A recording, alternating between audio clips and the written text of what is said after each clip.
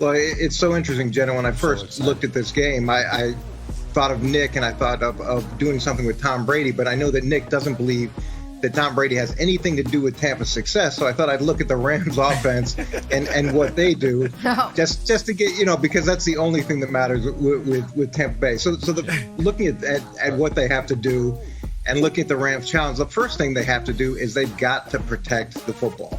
They've got to protect the football against a very opportunistic defense, and Tampa Bay's defense has been top 5 in takeaways last season. They're top 5 in takeaways this season.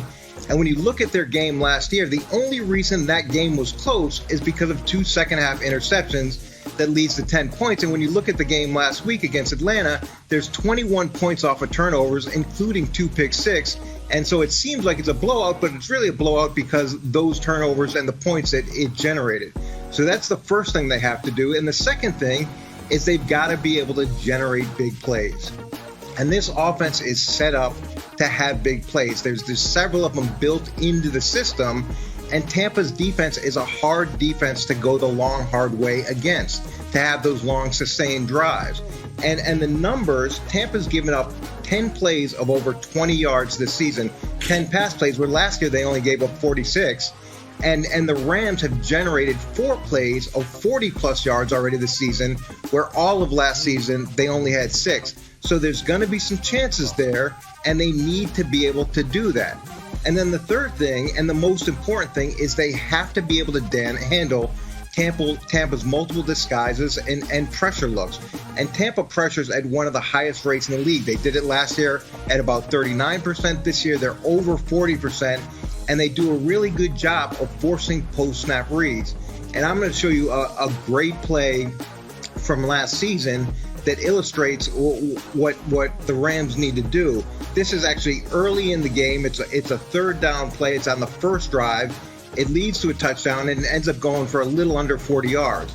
And what Tampa's doing is they're showing a cover 2 shell, and they've walked the linebackers up in the A-gap. This is their core blitz look, and they can bring either one of those guys or the guy off the slot. All 3 of those guys are a potential threat. And what the Rams are going to do is they put all 3 wide receivers on one side and they put the tight end on the other side, and that gives them man-zone answers. It tells them right now the corners aren't over, so Tampa's playing a zone. Post-snap, Tampa rotates down into cover 3. They drop out one of the linebackers. The other linebacker runs a game with the defensive lineman. The Rams do a really good job of creating a pocket and buying time. Now they can read the slot corner. Woods is going to come up and hook it up. Kupp's going to go behind him. There's a huge window there. You can see the space. They hit Kupp in the window. Kupp has a nice catch and run, and it goes for 39 yards. It's a big play because they handled the look. They handled the disguise. They were able to pick up the pressure, and this is what I'm talking about. Wow. All right, so hold on. So I want to – all right, so first of all, this is a nice good job, reminder. Coach. Football's really complicated. Well done. Football's really complicated. And like, there's so many things going on that go into why a play works or doesn't. But so I want to better understand, Coach, the comp between last year, the play against the Bucs, or the Rams play, the 2 plays you showed. Yep. Tampa did the same thing. I know the offensive formations were the same. Tampa did the same thing defensively. The difference was the pressure got there, or they also changed what they did coverage-wise? It was exactly the same pressure look. It was essentially the same pressure. The only difference is they brought one extra player. The issue was more the fact that Atlanta couldn't handle the game inside the way that the Rams did. But identical formation offensively, identical defensive look, identical shell in the coverage. One handles it, one doesn't. And the post-snap read, trying to pressure the ball into the short route where we saw the slot corner sit on it against the Rams. Don't go to the right space, touchdown. So I wanted to make sure I understood. So I guess my question there is, if you can handle the pressure in that look, it's going to work. Like what Atlanta was, that play for Atlanta should have worked. It's probably what I don't know, if they saw on film the same thing you did, where they recognize it and it gets blown up because they can't handle the inside game, right? Because Matt Ryan sees pressure coming in his face, so instead of having the extra second, he has to get the ball out because he's getting hit. And that's the difference. I mean, by the way, time score situation here, it's a 10-point game. There's plenty of time left. If this play doesn't happen, it's very possibly going to be a 3-point game here in a few minutes, and Tampa's in a real fight. Instead, this ended the football game. Yeah, and what Tampa does a really good job of is they'll show that look and only rush 3 players. They'll show the cover 2 shell like they did against the Rams and then rotate down to a cover 3 shell. So it really forces the quarterback and the wide receivers and the offensive line to make all of these post-snap decisions. And if you can't navigate through the things post-snap, that's what happens. You get a guy free in the quarterback's face. The quarterback thinks it's 2 deep instead of 3 deep and goes to the wrong read. And that, outside of having good players, Tampa does a nice job of putting pressure on the offense mentally.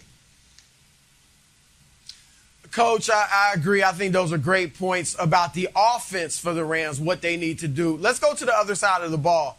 How would you use Jalen Ramsey?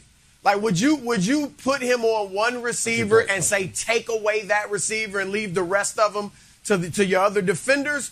Because obviously they got a lot of weapons. Or would you just have him play, various receivers? And if you'd have him lock in on one, who would it be? Well, when you look at the success that they've had this year, Cooper Kupp's having a great season. And to me, he's underrated in terms of what he's done and what he's able to do. And he's been an issue early in the season for everybody they've played. So I would probably if you're going to take one out, typically what you do, Chris, is you take one out and you double the other one. So if you're going to isolate one player, and we used to do this with Ty Law and Otis Smith all the time, we'd put Ty Law on their best guy, and then we'd use Otis to beat up their second best guy and roll the safety over the top or have some type of combination to try to take out those two. Now, what that does is when you have that type of concept, it limits what you can do from a zone perspective and what you can do from a zone blitz perspective. So typically you'll have a package where you're going to say, okay, we're going to handle their 2 biggest threats, and then you have the rest of the core defense that allows you to be multiple and do the things that you have a lot of reps built up on. So would you try to have Ramsey take away one guy or not? One of Tampa's receivers? I would mix some of that in, Chris, especially on third down, and I would probably have Ramsey work. If I had to choose, I think I would take away on Kupp Evans? At this point because it's been – what's that?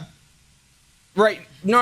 I just we're getting the teams flipped around. So if you're going to take away one guy from Tampa, I think what Chris was leading you to is Mike Evans, and because Kupp's Antoine Winfield or someone's going to have to deal with Kupp. But just to kind of follow up on that point, when you have a corner as good as Jalen, and tell me if I'm wrong on this, is it a better philosophy? I think people usually see number one receiver, number one corner, but usually in today's NFL, number one receiver is going to win that matchup because the rules are slanted in their favor. It's so hard.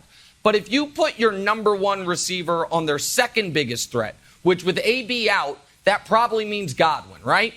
And then you double their number one threat in Mike Evans, is that, in your experience, I know you're talking about mixing things up, but in your experience, is that more of a successful method where you can have your number one guy eliminate their second threat and then you always have a double on their biggest threat?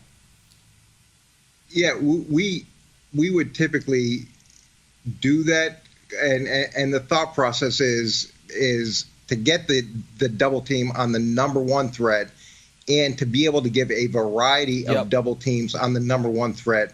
That ends up being very frustrating to the quarterback, and it ends up being very frustrating early in the game. And usually a team's number one threat wants the ball early. And if they don't get the ball early, they go back in the huddle and they complain about not getting the ball.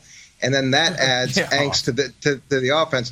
Look, I've been on plenty of sidelines where our best receiver comes over and says, "Hey, I'm open." And you look at the pictures, and the guy's double teamed, and he's got no chance of catching the ball, and there's no way the quarterback would go to him. But great wide receivers, they think they're open on every single play, so it becomes an argument on their sideline and in the huddle. Thanks for watching. Subscribe here to get the latest from the show. Also, be sure to check out more of the best clips from First Things First, or go watch a few segments from our other shows on FS1.